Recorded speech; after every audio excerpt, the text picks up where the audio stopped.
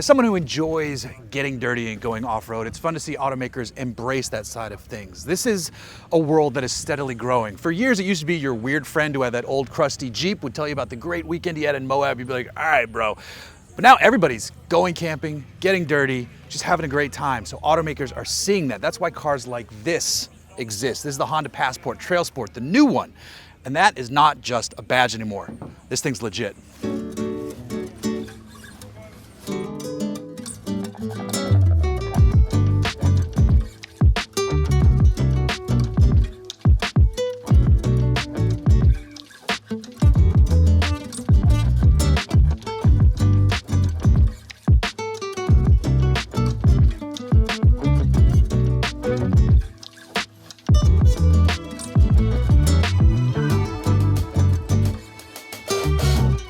So style-wise, it looks great. They did a good job of tucking the overhangs, making those bumpers a bit shorter. It's got all-terrain tires. This orange looks good. There's a green one that looks fantastic. This one specifically looks, let me do that on. Hold on, let's just wait.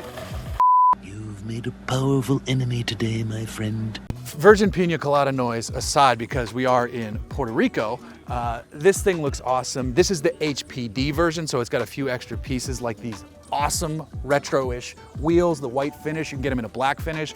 This one is having sliders that you can't even see tucked under there that don't affect ground clearance. This has beefy skid plates. It's got recovery points. It's got those cool amber LEDs, which are like, oh, I'm an off-roader. All that stuff adds up to a pretty sharp looking machine. On the inside, it's nicely upgraded. You've got easy to see screens. I really like this carpet here. You can get these with rubber mats too, but you got a nice big wireless phone charger up here. The seats are comfortable. You got a good view of the road, but there's a cool feature. Let's go check out the back. The thing I like back here is this optional extra. Looks like a cover. This actually comes out and is a table. Honda designed it themselves. It's got this cool rubberized texture, and this topographic map is actually their HRC proving grounds for all their racing vehicles. There's legs hidden, so you can actually set this out and use it as a table. It's optional, you know, and you can also set it lower too if you want it lower, but I think it's a cool feature. Another cool feature they have is because they have deep storage wells, you can run a full-size spare strapped up almost Baja style in the back of one of these as well. They're really thinking about all the different use cases. Another version comes with a LED light here, so at nighttime if you're camping, and it's supposed to throw a really nice bright light so you can see what you're doing. It's clear they're paying attention to the needs of the consumers who do want to push these things harder and farther. Since this is a Honda, the inside is really neatly packaged. I mean, this goes back to things like the fit, which was always kind of amazing what they could fit. In this one, no pun intended, by the way, in this one, Honda says you can fit 2 full-size mountain bikes with the front wheels removed, which I will test later when I get one of these at home, because I have 2 full-size mountain bikes. But either way, it's 83.8 cubic feet of storage when the second row is folded, and there's some cool side storage options as well. Head of the driver is a 10.2-inch driver display that's nice and easy to read. I also like that they give you elevation, which is something I always appreciate when I'm off-roading or just driving in general. The center screen is 12.3 inches. You have heated front seats, a wireless phone charger, dual zone climate control. If you jump to the Elite, you get tri-zone climate control. You have a heated steering wheel, ventilated front seats, and rear window shades. Price-wise, you're looking at a spread starting just under $45 for the RTL. The TrailSport's around $48, and then the TrailSport Elite, the top spec, is right around $52,000. So your spread is just under $45 up to $52. So under that hood, we have a 3.5-liter V6. It's making 285 horsepower, which is 5 more than before. 262 pound-feet of torque, and it's backed up by a 10-speed automatic gearbox. But the real meat of the powertrain is in this second-generation IVTM4 all-wheel drive system. The rear drive unit is more responsive, has more torque at launch, it vectors more quickly, and 70% of the available torque can go backwards, and then of that 70%, 100% can be sent left or right. And this isn't torque vectoring by brakes, this is actual mechanical, proper torque vectoring. Hill descent control functions in this pretty interestingly. You press the button and it just tells you it's in standby mode. And then when the nose senses more than 3 degrees of tip, it goes from a grayed out illumination to a green one, and then it'll start at about 2 miles an hour. And if you roll on the throttle, you can increase the speed at which it'll descend up to 12. And then if you hit the brakes, you can bring it back down as well. But it also works in reverse. So if it senses the vehicle's on a hill, but you put it in reverse, it'll change things and it'll be ready to go backwards, hill descent control as well. Pretty cool.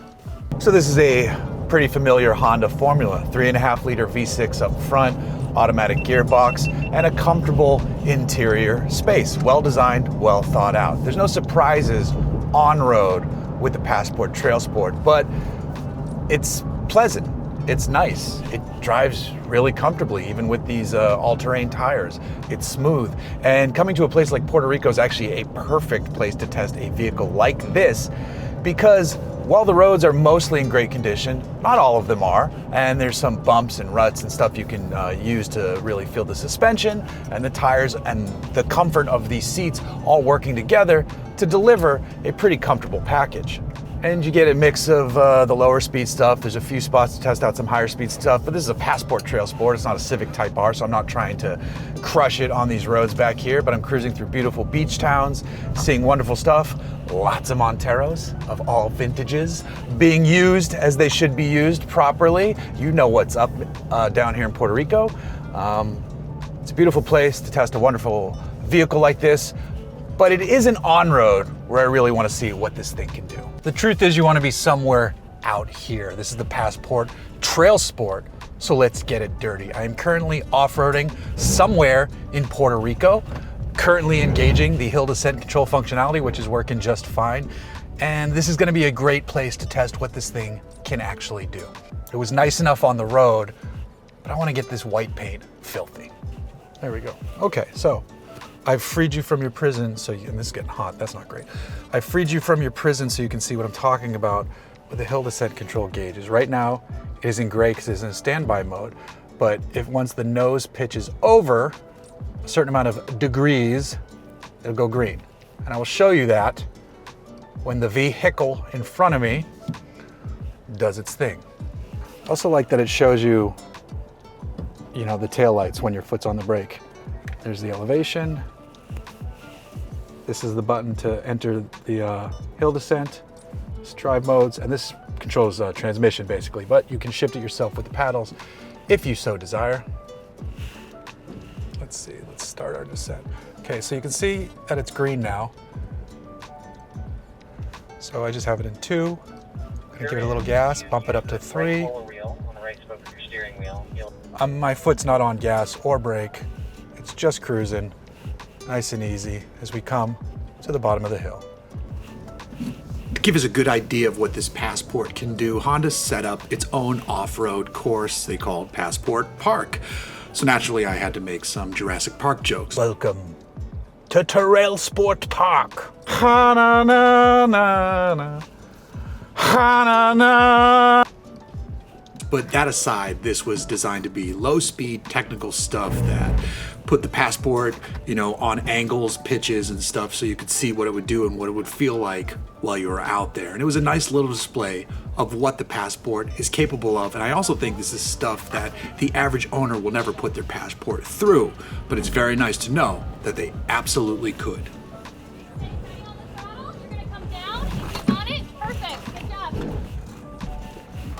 Did you hear that, folks? Good job. All right, good job. We want you all to savor every obstacle. So when in doubt, go slow. See how much wheel lift you can get. See how long you can hold that position. As long as you're not holding up the train, please take your time on these obstacles, because the slower you go, it's going to showcase more and more strengths of the Passport. Anyone can drive up a hill quickly or down a hill quickly. The dexterity of the vehicle is what we're showcasing here. The dexterity. Also, for future reference, in case you caught that, it's actually better to have wheels on the ground, even though wheels off the ground looks cool. Out here on the trails, this is obviously slow speed stuff, but it is technical stuff, which is pretty great because sometimes that's harder than the higher speed, just fling it and send it sort of thing that, is the territory of Raptors and stuff of that ilk.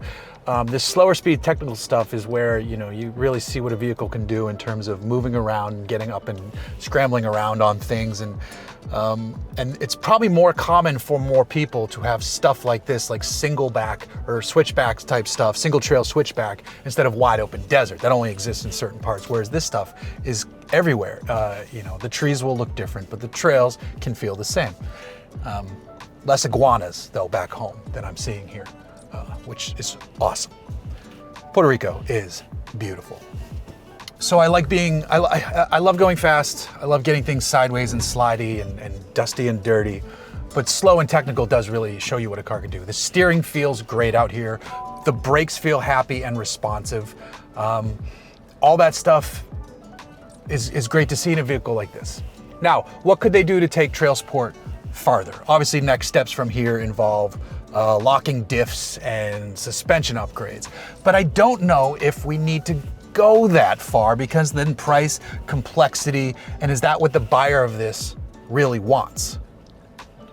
This is more than enough what the average Passport user can do in great ways.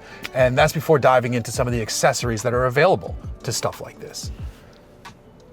I'm getting a great shot of a Passport in the air where they tucked the exhaust up out of the way of the bumper so it's not getting hit. Another great touch for them that shows they're clearly listening to the people who might want to buy these. Also, one thing I'm noticing out here, these seats are really comfortable. The seats are really comfortable, and that's always been something on the Acura side of the family. These seats have always been excellent, and it's great to see that here in this vehicle too. They're really supportive, the material feels great, and you could log long hours in this and be good to go. I'm hot, I'm sweaty, but I'm having a blast here in Puerto Rico because of this. Honda is kicking ass with this thing. I'm very impressed. And when you're comparing it to competition you didn't think you should be able to compare this to, the value proposition is there. This thing's a hit.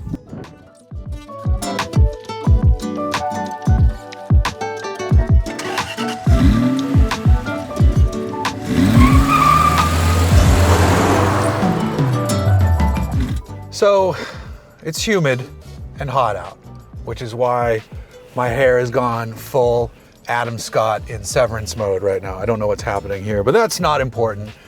And I know some of you are like, oh, just talk about the car, show more of the car. That's fine. We'll do that right now.